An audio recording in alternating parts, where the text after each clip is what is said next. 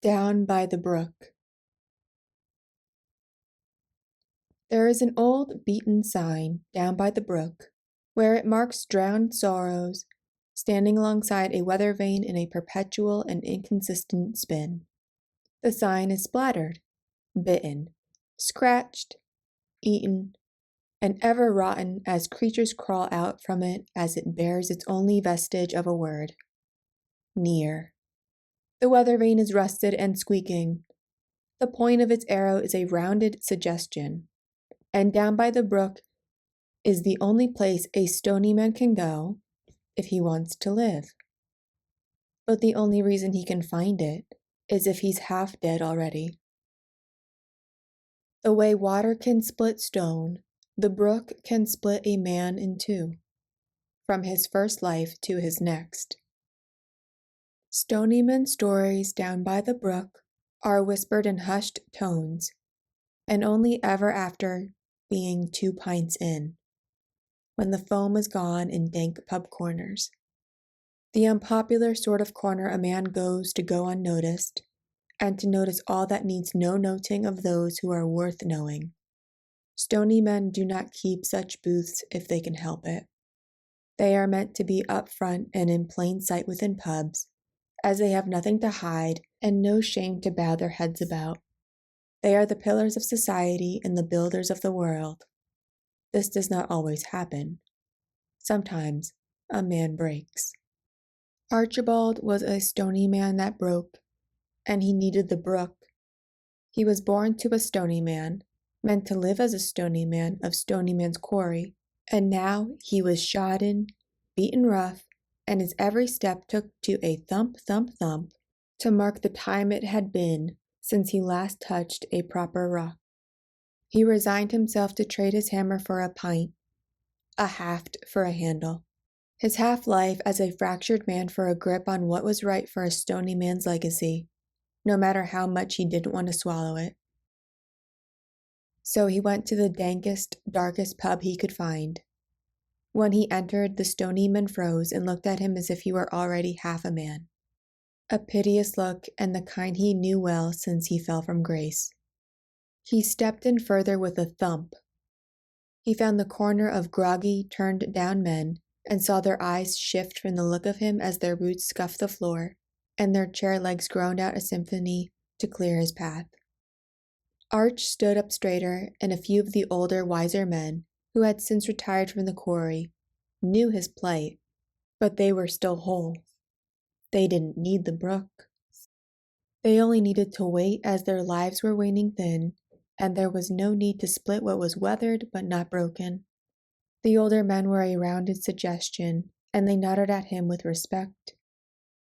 Arch was doing as a stony man should. A respectable profession for a man cannot be done half well.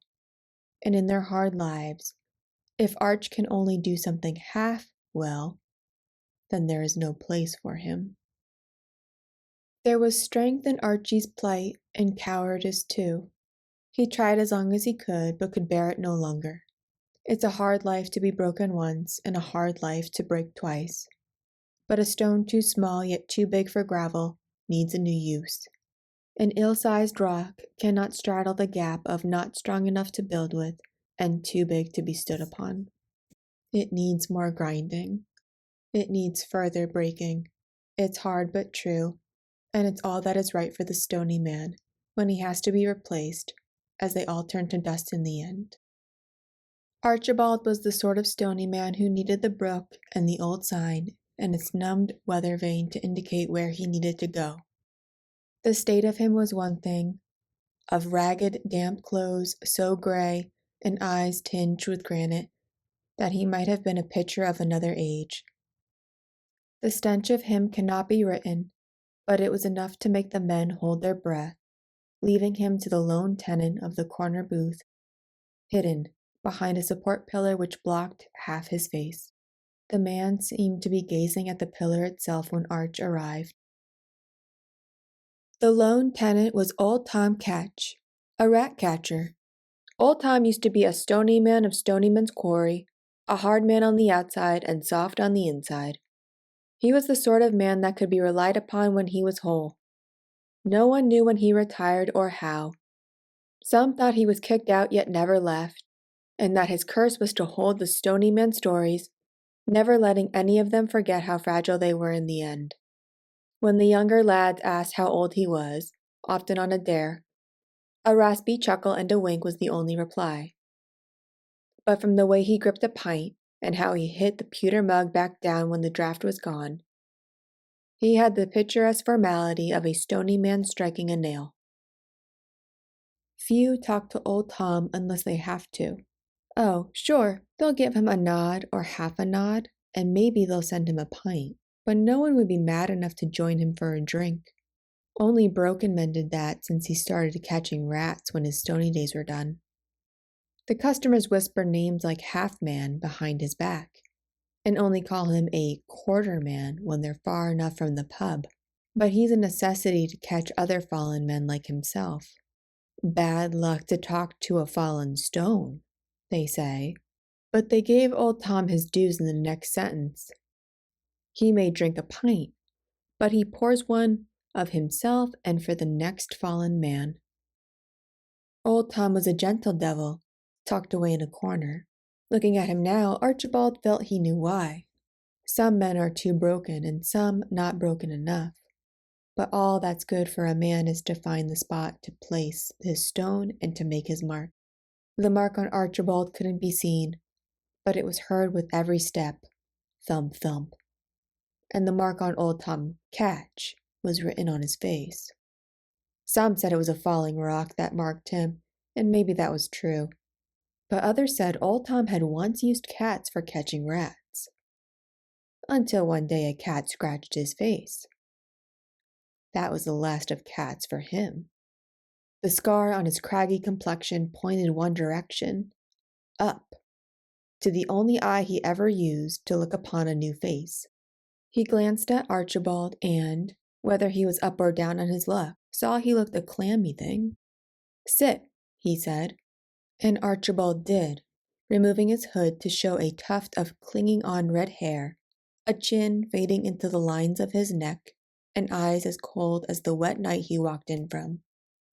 "You'll need to be 2 drinks in," old Tom Catch told him. "I only need 1.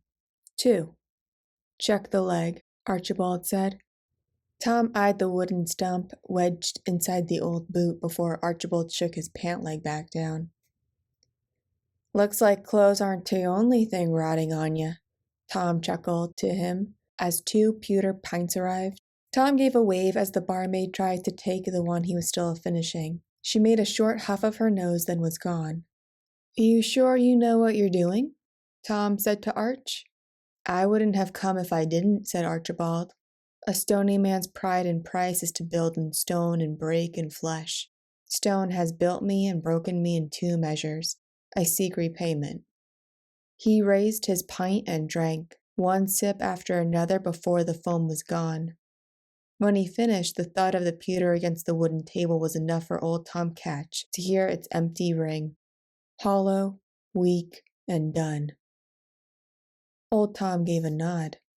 20 down, 20 left, and 16 between the fallen trees, said old Tom. And then, wait for the wind to come. What if it doesn't? It always comes. Old Tom chuckled darkly. Did it come for you? Do I look dead, Arch, or half alive? Said Tom, with eyes cast low as if to avoid looking at something other than Archibald. Arch had an inkling to look behind him, but couldn't tear his eyes from Tom's face. "What happens after?" asked Archibald. "You'll wake up anew. Elsewhere, but you won't be pretty," said Tom. "It's a quarter life you'll get, and you'll do what's meant of you." "How will I know it?" "You'll just know," said Tom Catch, before he returned to his drink. He finished the first, and by the time he turned to the second, Archibald was gone to the woods down by the brook. 20 down, 20 left, and 16 between the fallen trees. 20 down, 20 left, and 16 between the fallen trees. 20 down, 20 left, and 16. 16 between the fallen trees, down by the brook. Arch obeyed until his eyes fell upon the sign. Near, he read. The wind turned the rusted arrow, and it spun until it halted. Archibald's brow furrowed, but he headed into the direction and looked back only once to see the weather vane was gone. The sign was gone. The trees were gone, and the old brook gone. There was no wind, not a single leaf on the ground. All he could hear was a creaking squeak of an old weather vane. Arch swallowed and started walking, looking, listening, turning for anything. Some sight of what was to be met of him, but he met nothing and no one. You'll do what's met of you, old Tom's voice growled in his ear, and it made Arch squeak.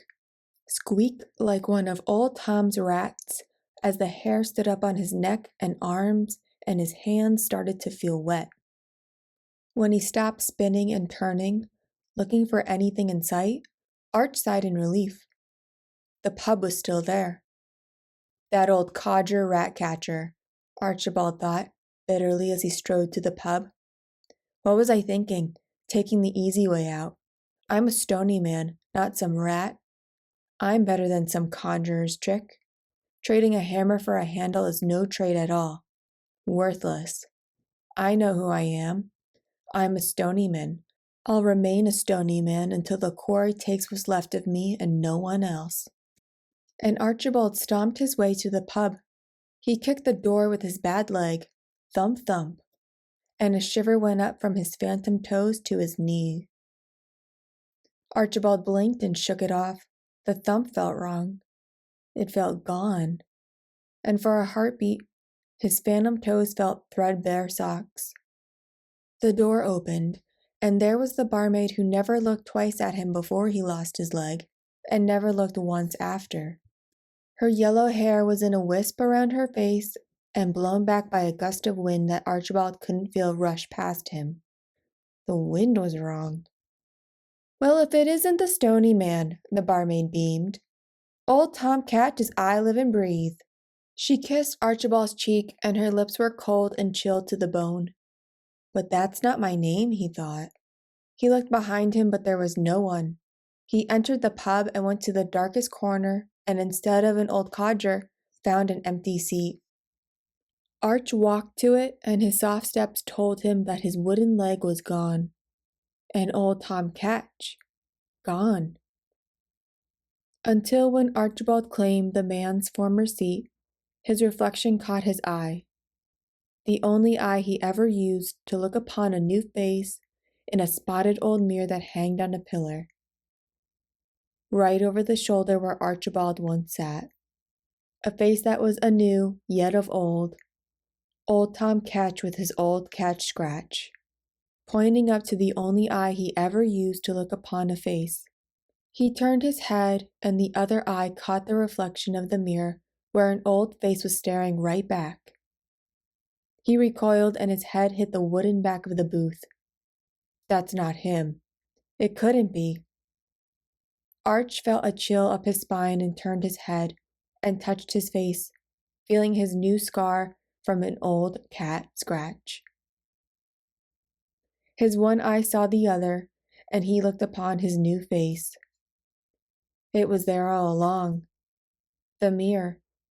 I never saw that when I came in, thought Archibald. They never do, old Tom Catch thought back at him, inside Arch's skull. No, thought Arch. Our skull.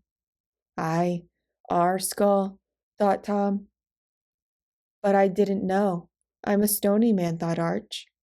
You were, thought old Tom, and so was I, but still they come, and here I sit, done with cats, still catching rats.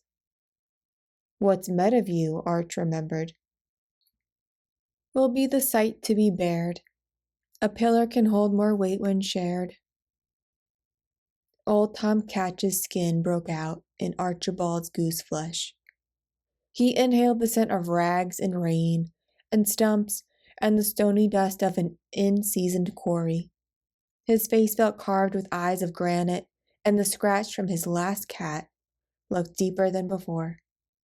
2 pints were brought for old Tom and his new rat, awaiting his next catch, where they gripped their handles and missed their halves.